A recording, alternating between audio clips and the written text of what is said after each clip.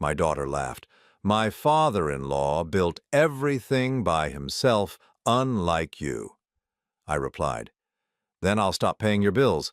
Let him bankroll your life. She went silent, eyes wide, and whispered, Wait, what bills? I'm glad to have you here. Follow my story until the end and comment the city you're watching from so I can see how far my story has reached. My name is Albert, and at 67 years old, I thought I had heard every cruel thing a person could say. I was wrong. It was a Sunday afternoon in March, one of those rare warm days when spring decides to show its face early.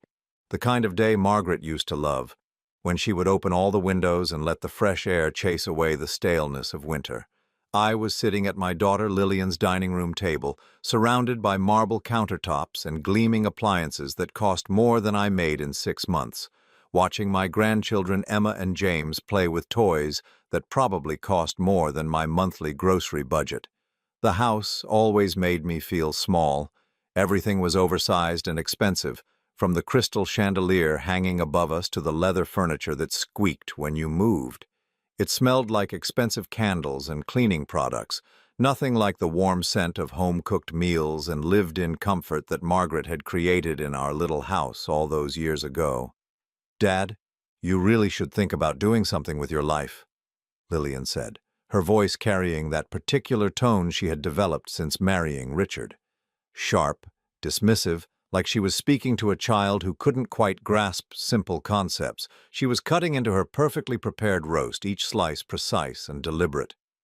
I mean, you're only 67, Harold is 68, and he's still building houses, expanding his business every year. Harold, Richard's father, sat across from me with that smile he always wore when someone brought up his success. His wife, Victoria, nodded approvingly, dabbing at her lips with a cloth napkin that probably cost more than my entire dinner service. That's right, Harold said, leaning back in his chair. Just last month I bought another 20 acres for development. Can't slow down, you know. The world doesn't wait for anyone. I took a bite of my food, chewing slowly. The roast was perfect, expensive, but it tasted like nothing. Everything in this house was like that, beautiful on the surface, empty underneath. Your father has always been different, Victoria chimed in, her voice syrupy with false sympathy. Some people are just more relaxed about achievement. Relaxed about achievement. That stung more than it should have. I thought about the calluses on my hands from 43 years of maintenance work, the ache in my back from crawling under sinks and fixing broken heating systems, the nights I worked a second job stocking shelves just to make ends meet after Margaret died. Dad's always been lazy compared to Richard's family, Lillian continued, and my fork stopped halfway to my mouth. I mean, Harold built his entire empire from nothing. He owns 3 companies now, and Dad just fixed things for other people his whole life. Emma, my 8-year-old granddaughter, looked up from her plate with curious eyes. Grandpa Albert, why didn't you build companies like Grandpa Harold? The innocence in her question made it hurt worse. These children were learning to see me as the lesser grandfather, the one who hadn't achieved anything worth talking about. James, only 6, nodded along with his sister, already absorbing the lesson being taught at this table. Some people just don't have that drive, Richard said, cutting into his meat with unnecessary force. It takes a special kind of person to build something from nothing. I set my fork down and looked around the table. 9 people, including myself, and I felt more alone than I had since Margaret's funeral. The conversation continued around me, with Harold describing his latest business acquisition and Victoria discussing their upcoming trip to Europe. Lillian hung on every word, her eyes bright with admiration for the life she had married into. Dad, you could learn something from Harold, Lillian said, turning her attention back to me. Maybe it's not too late to start something. Harold always says it's never too late to stop being lazy and start achieving something meaningful. There it was again. Lazy. The word settled in my chest like a stone. I thought about the envelope I'd hidden in my truck, the one containing copies of 8 years' worth of bank statements, $3,200 every month for her mortgage, $450 for her insurance, $600 for utilities, $2,800 for the children's private school, $700 for her car payments, $7,750 every month for 8 years, $93,000 every year, $744,000 total. The money I had saved for Margaret and my retirement, the money from selling our dream house after she died, the money from her life insurance that was supposed to help me through my golden years, all of it gone, flowing silently into the life Lillian thought Richard's family was providing for her. "You know what, Lillian?" I said quietly, my voice steady despite the tremor I felt inside. The table went silent. Even Emma and James stopped eating to look at me. "You're absolutely right about Harold being successful." Harold's chest puffed up with pride. Victoria smiled that condescending smile. Richard nodded approvingly. Lillian looked pleased that I was finally agreeing with her. "He's built an empire," I continued, folding my napkin and placing it beside my plate. "He's achieved so much. He's clearly the better provider in this family." "Dad, I'm glad you're finally seeing that," Lillian said, her voice softer now, like she thought she had gotten through to me. I stood up slowly, feeling every one of my 67 years in my joints. "So I'm sure Harold won't mind taking over the $3,200 I pay for your mortgage every month." The silence that followed was deafening. I could hear the grandfather clock ticking in the hallway, the hum of the expensive refrigerator, the sound of my own heartbeat in my ears. Lillian's fork clattered to her plate. "What did you say?" "The mortgage, sweetheart. The one I've been paying for 8 years. Harold can take care of it now, along with your insurance, utilities, the children's school tuition, and your car payment." The color drained from Lillian's face.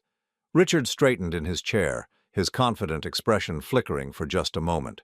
Harold and Victoria exchanged glances, their smugness faltering. "Dad, what are you talking about?" Lillian's voice was barely above a whisper. I reached for my jacket, hanging on the back of my chair.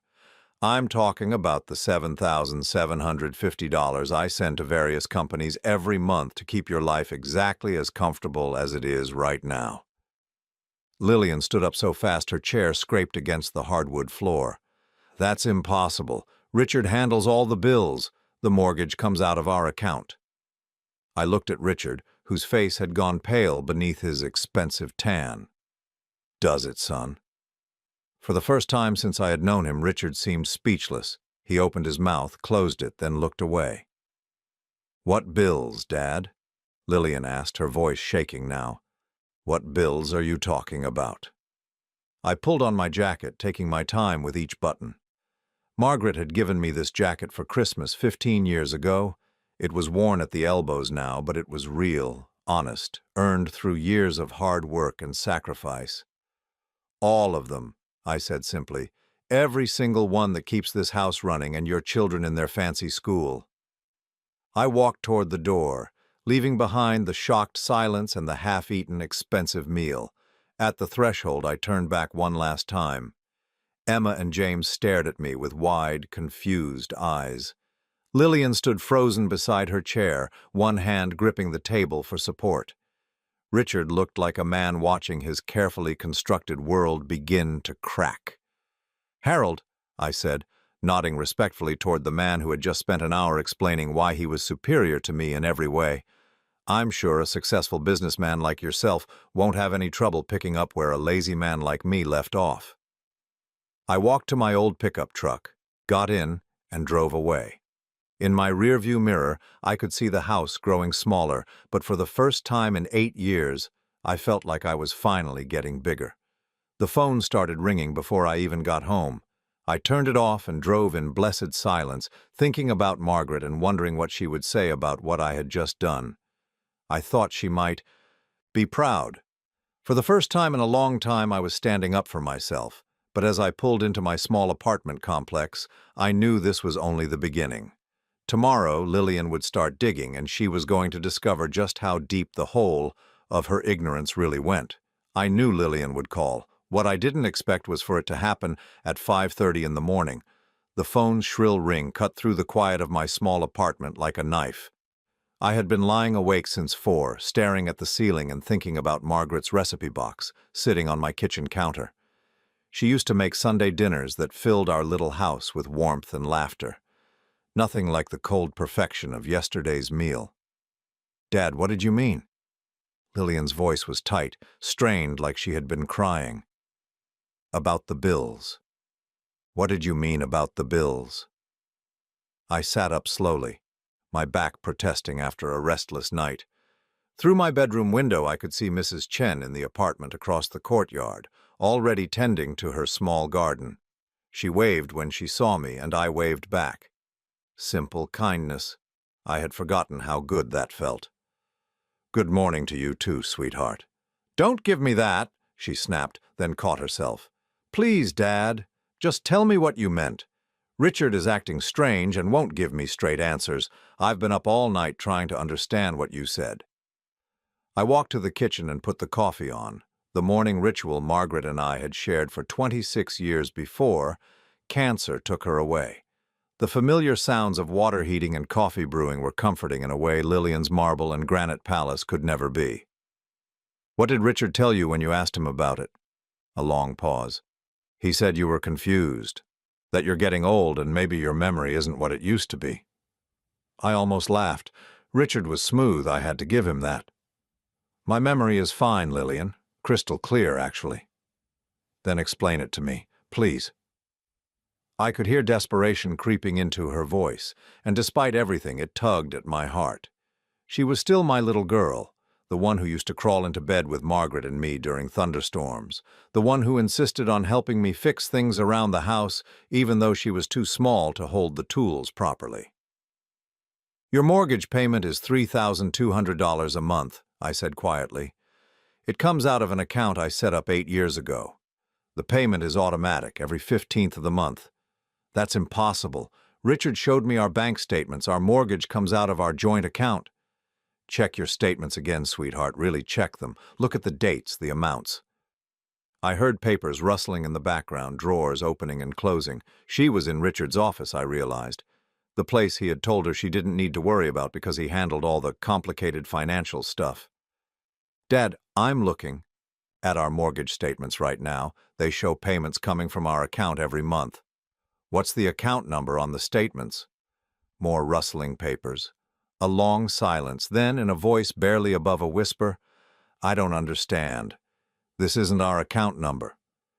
I closed my eyes, feeling the weight of 8 years of deception settling between us like a mountain. "Keep looking, Lillian. Check the property insurance, the utilities, the children's school payments." The silence stretched on for several minutes. I could hear her breathing getting faster, more shallow. Then she started making small sounds like someone trying not to cry. "Dad?" she whispered finally. "None of these account numbers match our bank account." "No, they don't." "But if you're paying all of this—" Her voice trailed off. I could almost hear her mind working, putting together pieces of a puzzle that Richard had spent years keeping her from seeing. "What else am I paying for, you mean?" "How much?" The words came out broken, barely audible. "How much are you paying?" I sat down at my small kitchen table, the one Margaret and I had bought second-hand 40 years ago. It was scarred and worn, but it was real. It had hosted countless meals, homework sessions, late-night conversations. It had been the center of our actual family life. $7,750 a month. The phone went silent except for Lillian's ragged breathing. "That's $93,000 a year, sweetheart. For 8 years. A sound escaped her that was part sob, part moan. $744,000. "You were always good at math." Oh my God, Dad, I had no idea. Richard handles everything. He said the payments were automatic from his family's trust fund. He said I didn't need to worry about money because his parents set everything up when we got married." I thought about Harold's smug smile at dinner, his speeches about building empires and never slowing down. I thought about Victoria's condescending remarks about my relaxed attitude toward achievement. They knew. They had always known. "Dad, Where did you get that kind of money? This was the question I had been dreading. The one that would hurt her the most. Your mother's life insurance policy was for $150,000. You used Mom's insurance money? That was just the beginning. I took a deep breath, tasting the bitter truth I was about to serve. After your first divorce, when you were struggling with Emma and James, I sold our house. The house on Maple Street, the one where I grew up. Your mother and I bought that house when we were 25. She planted every flower in that garden, chose every paint color, planned every room renovation. It was our dream house, the place we thought we'd grow old together. I could hear her crying now, soft, hiccuping sobs that reminded me of the little girl she used to be. I sold it for $280,000. Use that money to set up the account that pays for your life. Dad, no, please tell me you didn't. I've been living in this apartment for 8 years, Lillian. 8 years in a place that smells like other people's cooking and has walls so thin I can hear my neighbors sneeze. I did it so you could live in a house that looks like something from a magazine. Why didn't you tell me? Her voice was raw, broken. Why didn't you tell me you were doing this? Because you were happy. You had found someone who loved you, who could give you the life you deserved. I thought Richard's family was taking care of you. I thought I was just helping until you got on your feet. 8 years, Dad. 8 years. I kept waiting for you to tell me you didn't need help anymore, that Richard was handling things, that his successful family was taking care of their son's wife and children. I heard a door slam in the background, heavy footsteps, Richard's voice asking who she was talking to. I have to go, Lillian whispered urgently. Richard's home from his morning run. He can't know I found out. Not yet. Lillian, wait. Dad, I'm so sorry. I'm so sorry for what I said yesterday. I didn't know. I never knew. The line went dead. I sat in my kitchen, surrounded by the modest furniture Margaret and I had accumulated over a lifetime of love and hard work. The morning sun streamed through windows that didn't have designer curtains, casting warm light on walls that didn't have expensive art. But for the first time in 8 years, this small space felt like home again. Because finally, someone knew the truth. My phone buzzed with a text message from Lillian. Don't stop the payments yet. I need time to figure this out. Richard can't know that I know. I stared at the message for a long time, understanding more than she realized. She wasn't just afraid of confronting Richard about the money. She was afraid of what else she might discover when she started digging into the carefully constructed lies that had become her life. And she was right to be afraid, because this was only the beginning of what Richard and his family had hidden from her. 3 days passed before Lillian called again.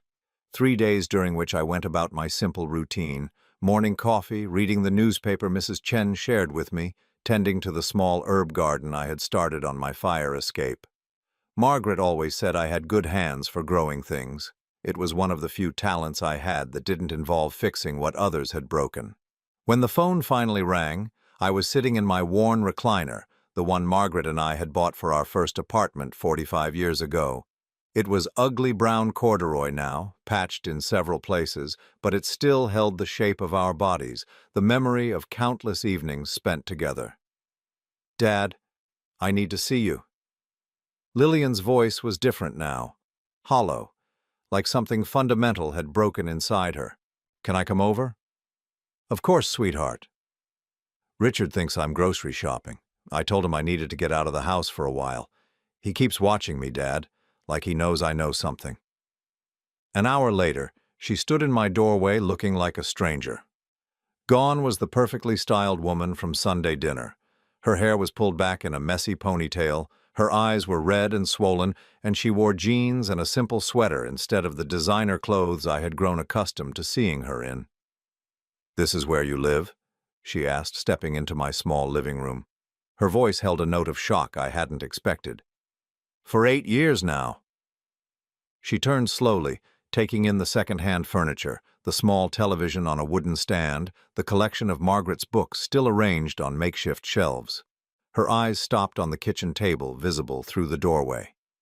"Is that Mom's table? The one from Maple Street?" I couldn't leave it behind. It was the first piece of furniture we bought together. She walked over and ran her fingers along the scarred surface, tracing the ring stains from countless coffee cups and the deep gouge James had made with a toy car during one of their visits years ago. "I remember doing my homework here," she said softly. "Mom would sit right there and help me with my math problems. She was better at homework than I was. I could fix a broken pipe or rewire a lamp, but long division always stumped me." Lillian laughed, but it came out as more of a sob. She pulled out one of the chairs and sat down heavily, the same way she used to when she was little and had something important to tell us.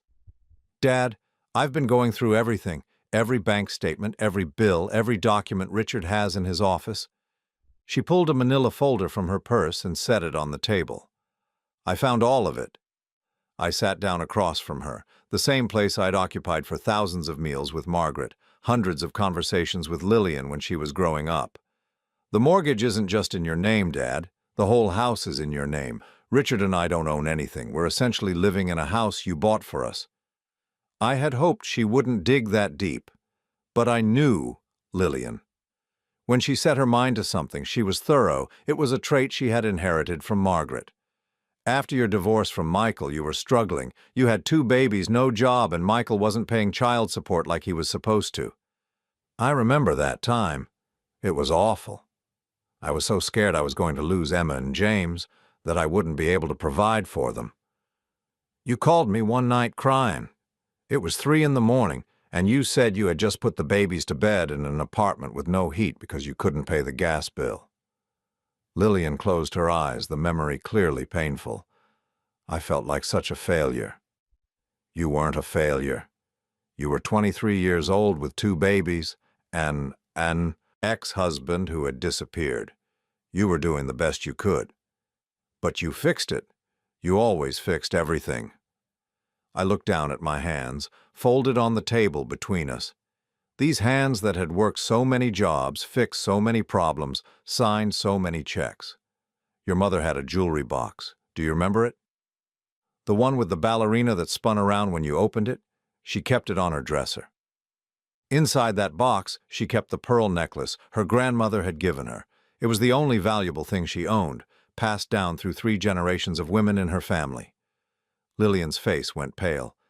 "Dad, please don't tell me you sold Mom's pearls." "Not just the pearls, everything. Her wedding ring, her grandmother's brooch, the silver tea set her mother left her, all of it." The sound Lillian made was barely human, a low keen of pain that seemed to come from somewhere deep inside her chest. "That jewelry was supposed to go to you someday. Your mother talked about it all the time, how she would pass down her grandmother's pearls to her daughter, how you would wear them on your wedding day." "Oh God, Dad! Her wedding ring?" I kept one thing. I got up and walked to the small dresser by the window, opening the top drawer. Inside, wrapped in an old handkerchief, was a simple gold locket. "This was the first thing I ever gave your mother. I bought it with my first paycheck from the maintenance job at the hospital. It cost me $37, which was almost everything I had." I handed the locket to Lillian, and she opened it with trembling fingers. Inside were 2 tiny photographs, one of Margaret as a young woman, one of baby Lillian. "She wore this every day for 26 years, I said. "Even when she was sick, even during the chemotherapy when she lost her hair and felt like she wasn't beautiful anymore. She said as long as she wore this locket, she carried our love with her." Lillian was crying openly now, clutching the locket to her chest. "How much did you get for her jewelry?" $43,000. "And you used it all for me. For you and the children, for the security deposit on that first apartment you rented, for furniture, for groceries, for everything you needed to build a life for yourself." She looked around my small apartment again, seeing it with different eyes now. "And you moved here, to this place." "This place is fine, Lillian. It has everything I need. It's a 1-bedroom apartment in a building that smells like cabbage and has sirens going by all night long. The rent is $450 a month. That's important when you're sending $7,750 to someone else every month." She flinched at the number like it was a physical blow. "I've been living in a house that costs $6,000 a month while you live in a place that costs $450. You've been living in the life I wanted to give you, the life your mother and I dreamed you would have. But not like this. Not at the cost of everything you and Mom built together. I reached across the table and took her hand. It was soft, manicured, unmarked by work or worry. So different from Margaret's hands, which had been strong and capable, scarred from years of gardening and cooking and caring for our family. Your mother would have made the same choice, sweetheart. She would have sold everything she owned to make sure you and the children were safe and happy. Would she have wanted you to live like this? Alone in this tiny place, giving up everything so I could play house in a mansion I didn't even know I didn't own? That was a harder question. Margaret had always been practical, sometimes more practical than I was. She might have drawn the line somewhere, set boundaries I had been too heartbroken and guilty to establish. I don't know, I admitted. But I know she would have wanted you to be happy. Lillian pulled her hand free and stood up abruptly, pacing to the window that looked out over the parking lot. Happy? God, Dad, I haven't been happy. I've been living a lie. What do you mean? Richard doesn't love me. His parents don't respect me. I'm just a prop in their perfect family picture, and the only reason they keep me around is because you're paying for everything. The bitterness in her voice cut me to the bone. That's not true. Isn't it? She turned to face me, and I saw something in her expression I had never seen before, a hardness, an anger that reminded me of Margaret when she was fighting the cancer, fierce and uncompromising. Richard married me 6 months after his trust fund was cut off for partying too much in college. His parents needed a respectable wife to rehabilitate his image, and I needed a father figure for Emma and James. You told me you loved each other. I thought I loved him, and maybe he thought he loved me too, but love doesn't involve lying about who's paying for your entire life. She sat back down, leaning forward with her elbows on the table. Dad, I need you to tell me everything. Not just about the money, but about Richard, about his family. What do you know that I don't? I looked at this woman, my daughter, and saw Margaret's determination in her eyes. She wasn't the fragile young mother who had called me crying 8 years ago. She wasn't the grateful bride who had thought she was marrying into security. She was someone I had never seen before, a woman who was ready to hear the truth, no matter how much it hurt. Richard knew about the money from the beginning, I said quietly. His parents knew too. The last piece of her constructed world crumbled away, and I watched my daughter finally see her life for what it really was. The silence that followed my words was deafening. I watched as Lillian processed what I had just told her, her face cycling through disbelief, hurt, and finally settling on something I recognized from Margaret during her worst days in the hospital. A cold, calculating fury. How long have you known? Her voice was barely above a whisper, but it carried the weight of 8 years of deception. I suspected something was wrong about 2 years after you got married. I got up and walked to the kitchen, needing something to do with my hands. I put the kettle on for tea, another ritual Margaret and I had shared. Richard started asking me questions about your finances, about how much I was helping you.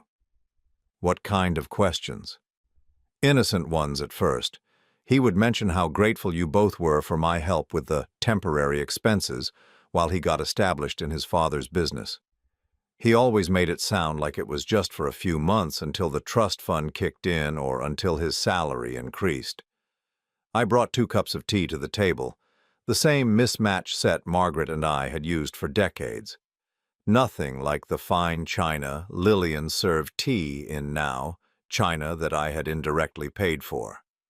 But the months turned into years, and Richard kept finding reasons why the help needed to continue. His father's business was restructuring. The trust fund was tied up in legal issues. His salary was being reinvested in the company. Lillian wrapped her hands around the warm cup, staring into the pale brown liquid. When did you realize he was lying? About 3 years ago. I was at your house for Emma's 5th birthday party, and I overheard Harold on the phone in Richard's office. He was talking to someone about a new boat he had just bought, laughing about how he had gotten a great deal because the seller was desperate. I sat back down, the memory still bitter in my mouth. The boat cost $240,000, Lillian, more than I make in 4 years of retirement pension. He was bragging about paying cash for it. While you were sending us almost $8,000 a month? While I was eating peanut butter sandwiches for dinner and wearing the same 3 shirts to rotate through the week. She looked up at me sharply. Dad, you never told me you were struggling. What was I supposed to say? That I was working weekends at the hardware store to supplement my pension, that I hadn't bought new clothes in 3 years, that I was eating 1 meal a day some weeks to make sure there was enough money in the account for your mortgage? The cup trembled in her hands. You were starving yourself to pay for our life. I wasn't starving. That's dramatic. I was just being careful with money. Dad, you lost weight. I noticed it, but I thought you were just getting older. I had lost weight, 37 pounds over the past 3 years, enough that my clothes hung loose and Mrs. Chen had started bringing me extra portions of the soup she made. But I hadn't wanted Lillian to worry, and I certainly hadn't wanted her to feel guilty about money I had chosen to give her. The real revelation came about 6 months ago, I continued. I was at the house for James's kindergarten graduation, and Victoria pulled me aside for a private conversation. What did she say? She thanked me. The memory made my jaw clench. She actually thanked me for being so generous with my contributions to your household. Lillian set her cup down with a sharp clink. She knew the whole time. She knew everything, sweetheart. She knew I was paying the mortgage, the insurance, the school tuition. She knew because Richard had told them from the beginning. What else did she say? I took a deep breath, remembering the condescending smile on Victoria's perfectly made-up face. She said she admired my sacrifice, that not many fathers would be willing to support their daughter's family so completely. She said Richard was lucky to have married into such a generous family. Generous family? Lillian laughed, but there was no humor in it. She made it sound like I came with a dowry. Then she said something that made my blood run cold.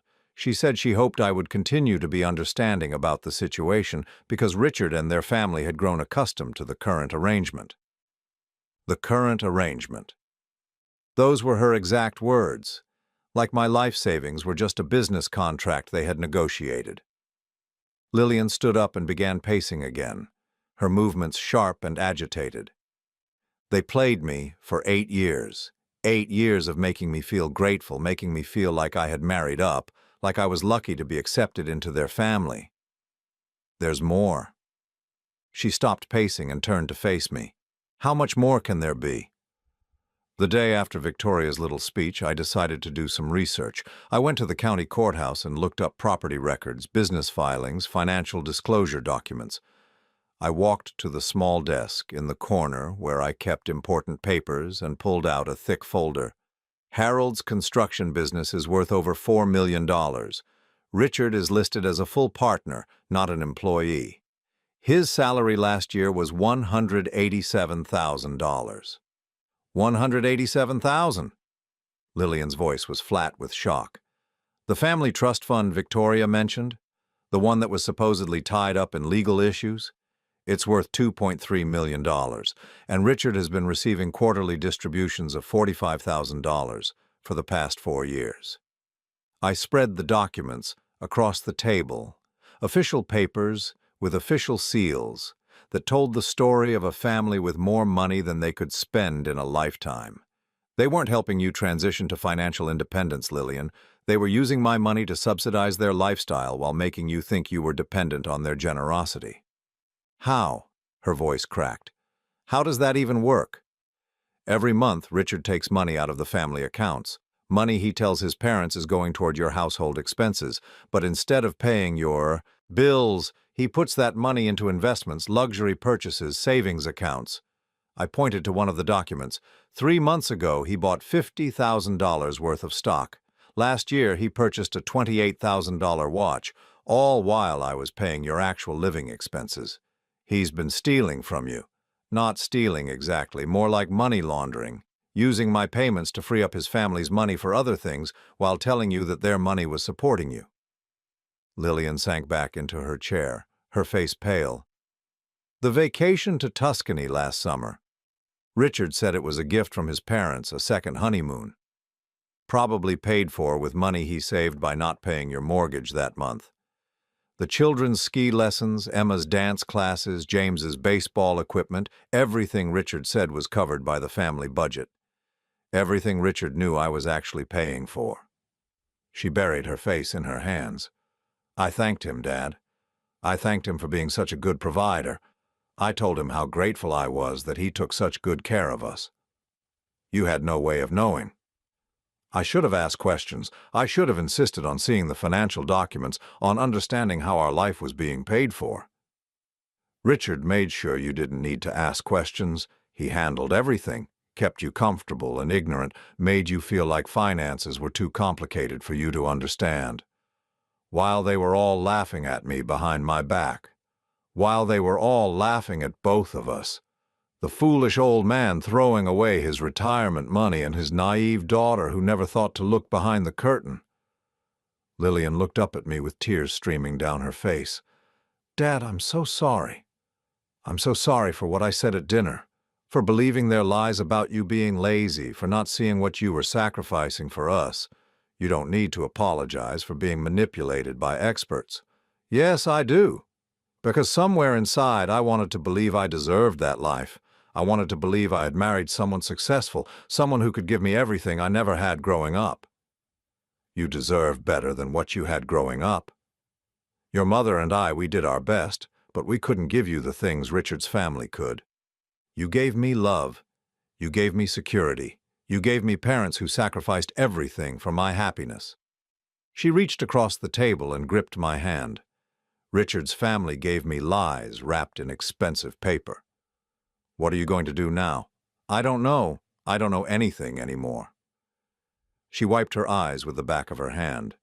"I can't go back to that house and pretend I don't know. I can't smile at Victoria and thank Harold for his generosity. I can't let my children grow up thinking their grandfather is a failure while their other grandfather is a success, when the truth is exactly the opposite. You don't have to decide everything today." "Yes, I do." Her voice was stronger now, more determined. "Because every day I stay in that house, every day I let them continue this charade, is another day you're paying for my ignorance." She gathered up the papers, folding them carefully and putting them back in my folder. "Dad, I need you to stop the payments." "Are you sure? Do you have a plan?" "Not yet, but I know I can't build a real life on a foundation of lies and stolen money." She stood up and kissed my forehead, the way Margaret used to do when she was proud of me. "It's time for me to grow up and face the truth about the life I've been living." As she walked to the door, I called after her, "Lillian, be careful. People like Richard's family don't give up control easily." "I know, Dad. But I'm not the same woman who married Richard 6 years ago. That woman was desperate and grateful for any security she could find." She turned back to me with a smile that reminded me powerfully of Margaret. "This woman is your daughter, and your daughter doesn't run from fights." After she left, I sat in my quiet apartment and thought about Margaret. She would have been proud of Lillian today, proud of the strength I had seen in her eyes. But she would have been furious with me for letting the deception go on so long. Tomorrow, Lillian would go home and confront the people who had been using both of us for 8 years. And I would be here, ready to help her pick up the pieces when her carefully constructed world finally collapsed completely. I didn't hear from Lillian for 4 days. 4 days during which I went through the motions of my quiet routine while feeling like I was holding my breath underwater. I knew she was back in that house, surrounded by people who had lied to her for 8 years, trying to figure out how to confront a truth that would destroy everything she thought she knew about her life.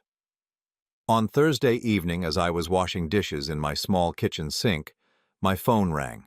Not Lillian's number, Harold's. "Albert, we need to talk." His voice carried the same commanding tone he used when discussing business deals, like he was accustomed to people jumping when he called. "About what, Harold?" "I think you know exactly what." Richard told me about your conversation with Lillian, about the things you've been filling her head with.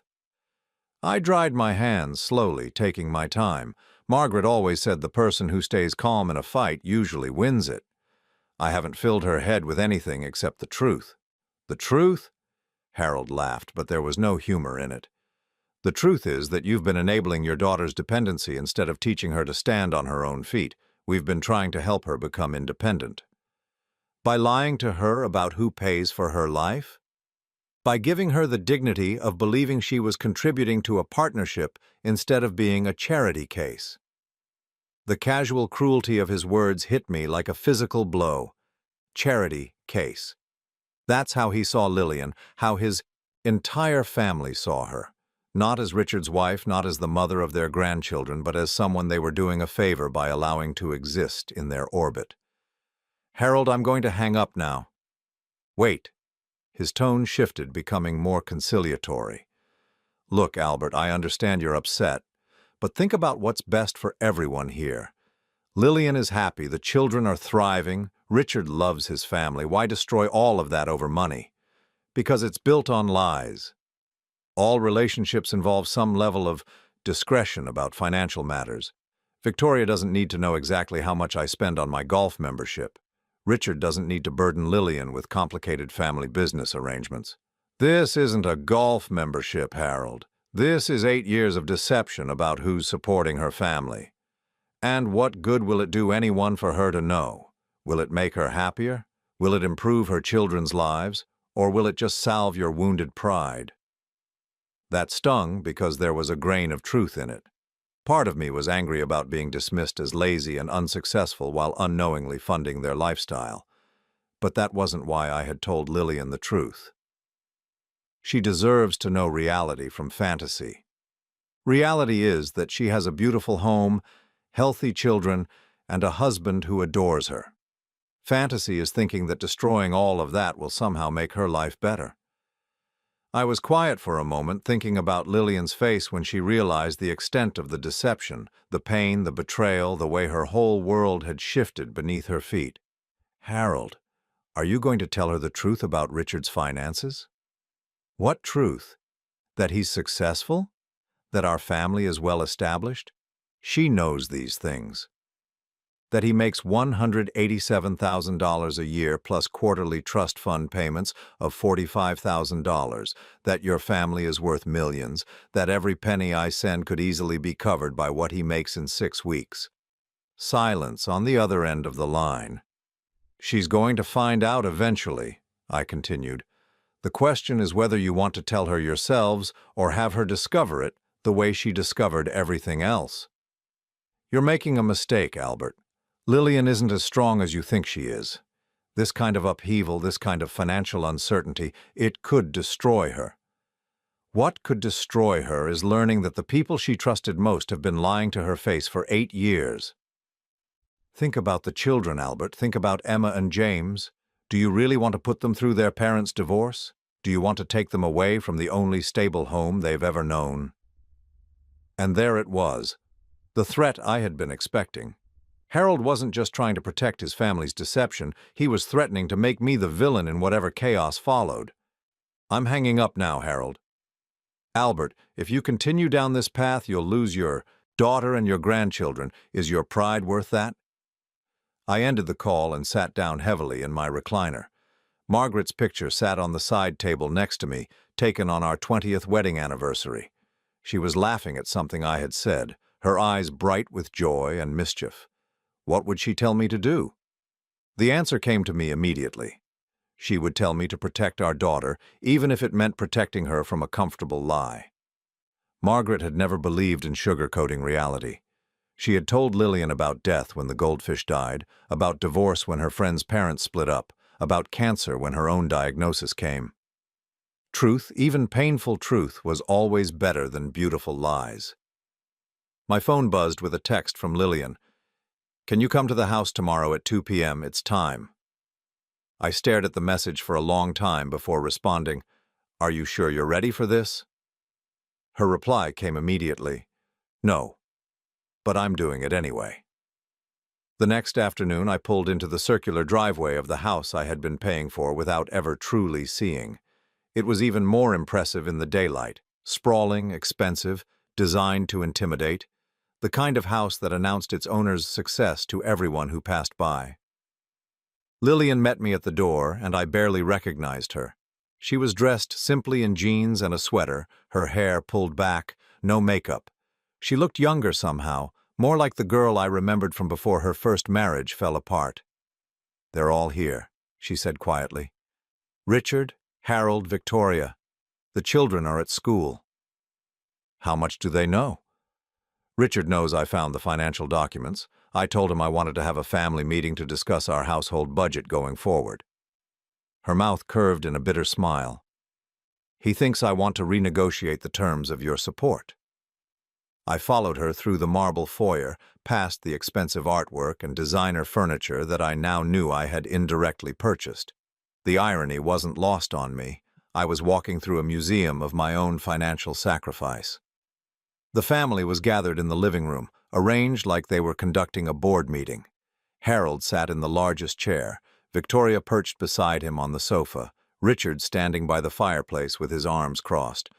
They all looked up when I entered, and I saw calculation in their eyes, not concern. "Albert," Harold said, standing to shake my hand, "thank you for coming. I think we can work through this situation in a way that benefits everyone."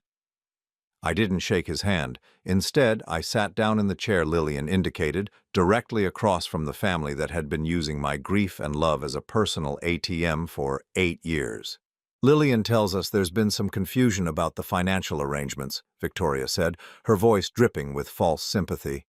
"We want to make sure everyone understands how grateful we are for your temporary assistance during Richard's transition period." "Temporary assistance," I repeated. "Is that what we're calling 8 years now?" Richard cleared his throat. "Dad Albert, I want you to know how much I appreciate everything you've done for our family. It's been invaluable during these challenging economic times." Challenging economic times. I looked at Lillian, who was standing by the window with her back to us. "Richard, what was your salary last year?" "I don't see how that's relevant to this discussion." "Humor me." Harold leaned forward. "Albert, family financial information is private. I'm sure you understand." "Not when my family financial information has been funding your family lifestyle for almost a decade." I pulled out the folder of documents I had brought and set it on the coffee table between us. "Richard made $187,000 last year, plus quarterly trust fund distributions of $45,000. Harold's business is worth over $4 million. The family trust is worth $2.3 million. Victoria's composure slipped for just a moment. "How did you get access to private financial records?" "The same way any citizen can. Public records, business filings, tax documents. Amazing what you can find when you bother to look." Richard's face had gone pale. "Those numbers are misleading. There are expenses, business obligations, family responsibilities, like the $28,000 watch you bought last year or the $50,000 in stock purchases you made 3 months ago." Lillian turned from the window, and when she faced us, I saw Margaret's steel in her expression. "Stop," she said quietly. "Just stop lying." "Sweetheart," Victoria began, "you're upset, and that's understandable. But you're letting your father confuse you with numbers taken out of context." "The only thing I'm confused about," Lillian said, her voice growing stronger, "is how I lived with all of you for 6 years without realizing you thought I was stupid." "Nobody thinks you're stupid," Richard said, moving toward her. "You're my wife, the mother of my children. This is just a misunderstanding about financial arrangements." "Financial arrangements," Lillian laughed, and it was a sound I had never heard from her before. Sharp, knowing, dangerous. "Is that what you call taking $7,750 a month from my father while telling me it came from your family money?" Harold stood up abruptly. "Now wait just a minute. Nobody took anything from anybody. Your father offered assistance, and we graciously accepted it while working to establish Richard in the business." "For 8 years? These things take time. Building generational wealth requires patience and long-term thinking." "Building generational wealth," I said quietly, with my generational wealth, with the money my wife and I saved for 40 years, with the house where my daughter grew up, with the jewelry Margaret's grandmother passed down through 3 generations of women. The room went dead silent. You used my mother's jewelry? Lillian's voice was barely a whisper. Victoria recovered first. Lillian, darling, these are just emotional manipulations. Your father is trying to make you feel guilty for accepting help from people who love you. People who love me don't lie to me for 8 years. We didn't lie, Richard said desperately. We just simplified the financial arrangements so you wouldn't have to worry about complicated family business. Simplified. Lillian walked to the center of the room and I watched her transform before my eyes. The grateful, accommodating wife disappeared, replaced by someone I had never seen before but recognized immediately. This was Margaret's daughter. You simplified the fact that my father sold everything he owned to pay for our life, while you all laughed about what a generous, naive fool he was. That's not how it was, Harold protested. Then tell me how it was, Harold. Tell me about the boat you bought for $240,000 while my father was eating 1 meal a day to afford our mortgage payment. I felt something shift in the room, a subtle change in power dynamics. For 8 years, this family had controlled the narrative, controlled Lillian's understanding of her own life. Now she was taking that control back, and they didn't know how to handle it. Lillian, Victoria said carefully, you're obviously upset. Perhaps we should take some time to cool down and discuss this more rationally. I am being rational. For the first time in 8 years, I'm thinking clearly. She turned to face Richard directly. I want you to leave. What? Richard blinked in shock. I want you to pack your things and leave, tonight. Lillian, you're not thinking straight. This is our home, our life together. You can't just... This isn't our home, Richard. This is my father's home. He owns it, he pays for it, he's been supporting it while you've been lying to me about who you are and what you can provide. But the children, Victoria said, playing her final card. Think about Emma and James. Think about the stability they need. Lillian looked at me, and I saw the question in her eyes. This was the moment Harold had warned me about over the phone. The choice between comfortable lies and difficult truths, between the life I had given her and the life she would have to build for herself. Dad, she said quietly, will you help me figure out what comes next? Of course, sweetheart. Even if it means the children and I have to start over, even if we have to live differently, more simply.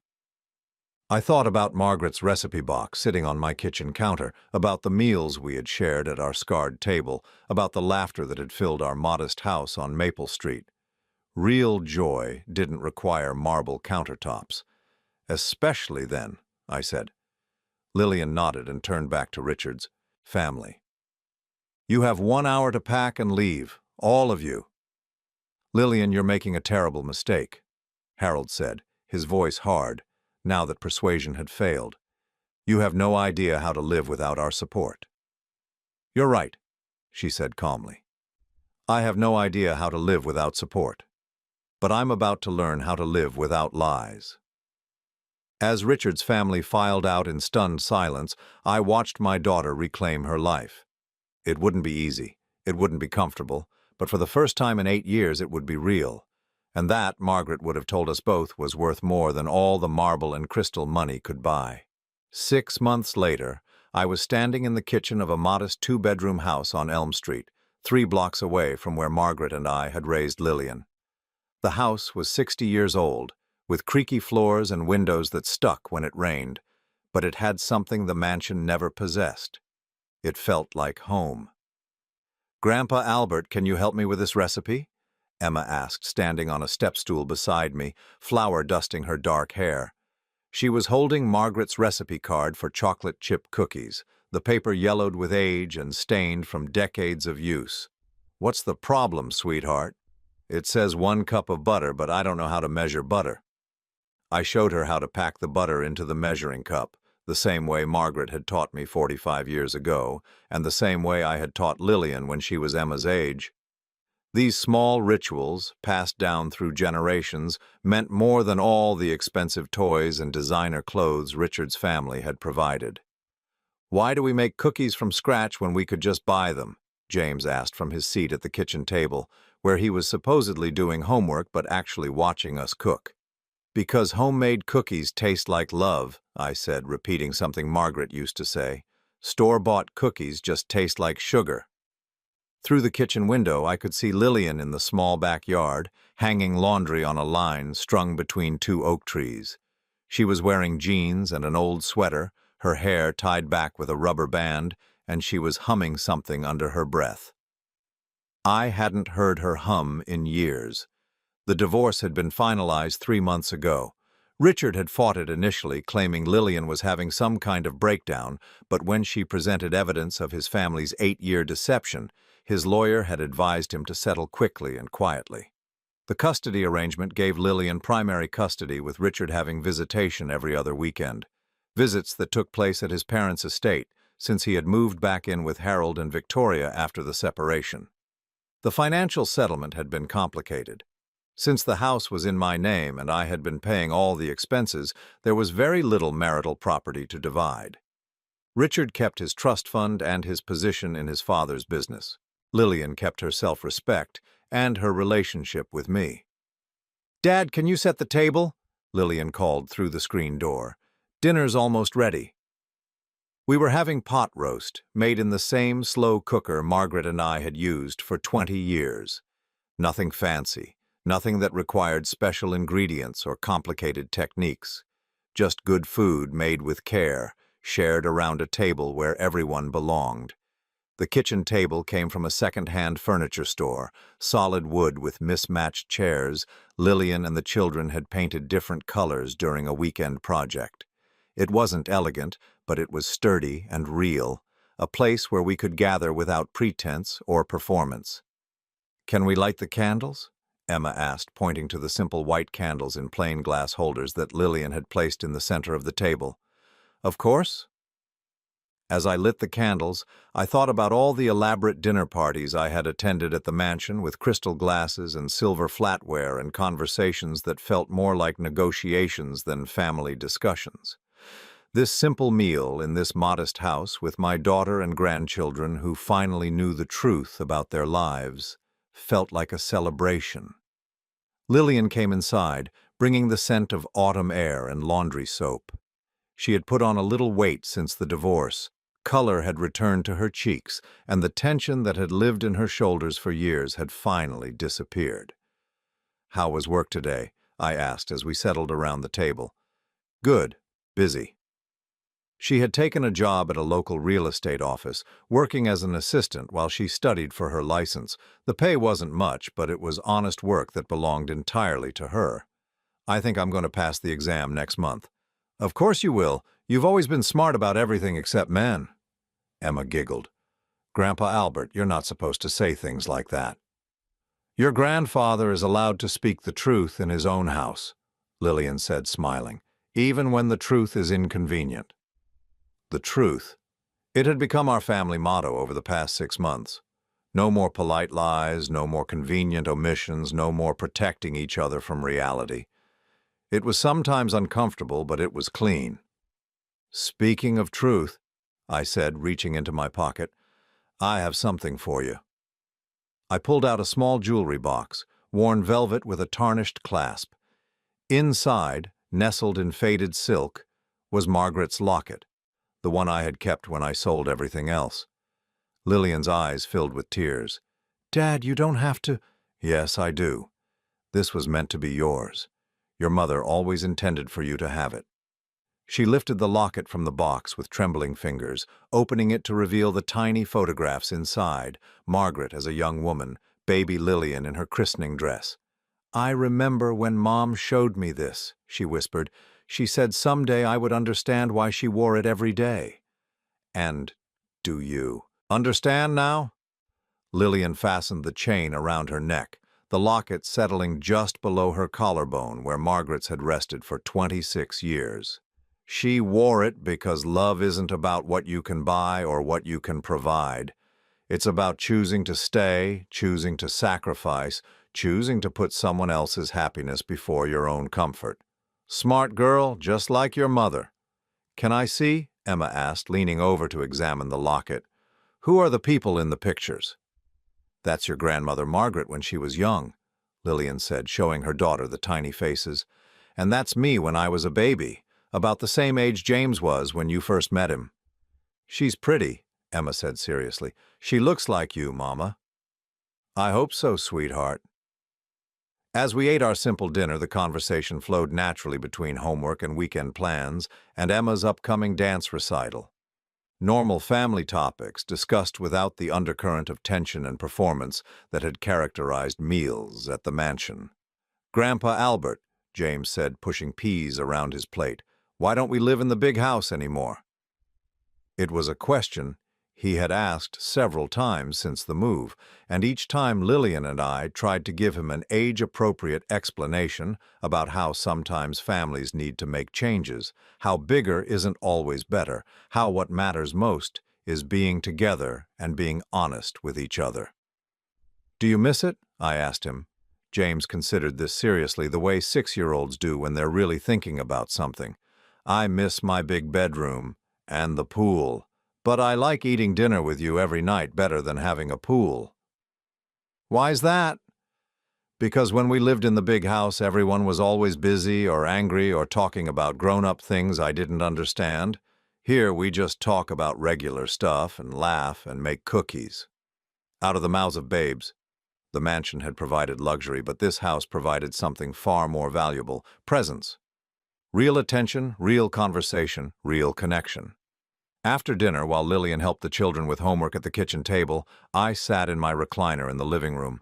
The same ugly brown corduroy chair that had moved with me from the big house to the apartment to this new home. It was threadbare and patched, but it was mine, earned through years of honest work. The living room was small, furnished with a mix of second-hand finds and things salvaged from my apartment. Nothing matched, nothing was expensive, but everything belonged to us. On the mantel above the small fireplace sat photographs: Margaret and me on our wedding day, Lillian's high school graduation, Emma's first steps, James's kindergarten picture. Real moments, not posed perfection. My phone buzzed with a text message. Richard, can I pick up the kids an hour early on Friday? Family dinner at my parents'. I showed the message to Lillian, who was helping Emma with multiplication tables. What do you think? She asked. It's your decision. They're your children. She thought for a moment, then typed back. That's fine, but they'll need to be back by 8 p.m. for Emma's bedtime routine. No drama, no fighting, no using the children as weapons, just practical co-parenting with a man who was, for better or worse, still their father. Richard had been surprisingly gracious about the divorce once the initial shock wore off. I suspected his parents had advised him that a quiet settlement was better than a public exposure of their years of deception. Do you ever regret it?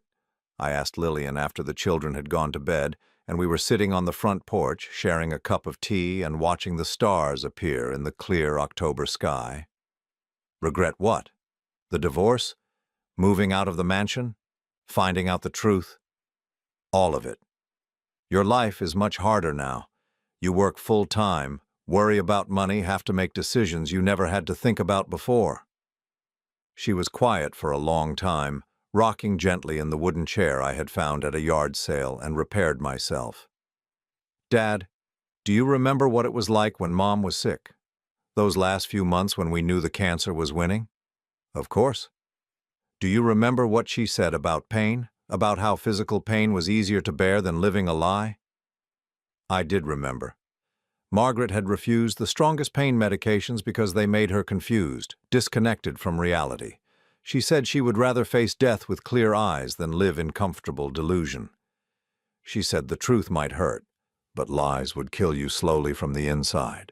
Lillian continued. I was dying slowly in that house, Dad. I was disappearing into someone else's idea of who I should be, someone grateful and decorative and ignorant.